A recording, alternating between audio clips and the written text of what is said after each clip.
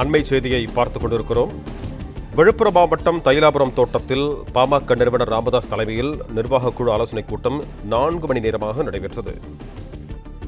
விழுப்புரம் மாவட்டம் தைலாபுரம் தோட்டத்தில் பாமக நிறுவனர் ராமதாஸ் தலைமையில் நிர்வாகக் குழு ஆலோசனைக் கூட்டமானது சுமார் 4 மணி நேரமாக நடைபெற்றது.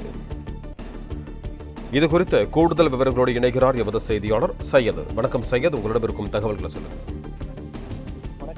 விழுப்புரம் மாவட்டம் தைலாபுரம் தோட்டத்தில் பாமக நிறுவனர் டாக்டர் ராமதாஸ் தலைமையில் நிர்வாக குழு ஆலோசனை கூட்டம் சுமார் 4 மணி நேரம் நடைபெற்றது.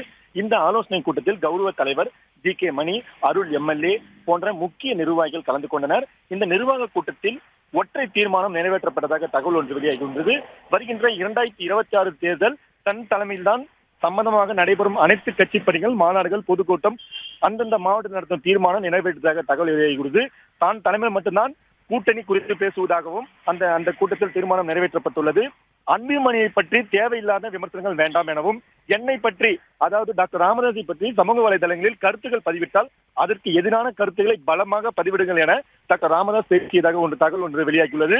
மேலும் வருகின்ற செவ்வாய்க்கிழமை செயற்குழு திண்டிவனம் ஓமந்தூரில் நடைபெறும் என டாக்டர் ராமதாஸ் தெரிவித்துள்ளார். டாக்டர் ராமதாஸ் தலைமையில் செவ்வாய்க்கிழமை செயற்குழு கூட்டம் நடைபெறுகிறது. அன்புமணியை பற்றி தேவையில்லாத விமர்சனங்கள் வேண்டாம் என்றும், தனக்கு எதிரான கருத்துக்களுக்கு கடும் பதிலடி கொடுங்கள் என்றும் ராமதாஸ் கேட்டுக் கொண்டதாக தெரிகிறது. நன்றி சையத், உங்க தகவல்களுக்கு.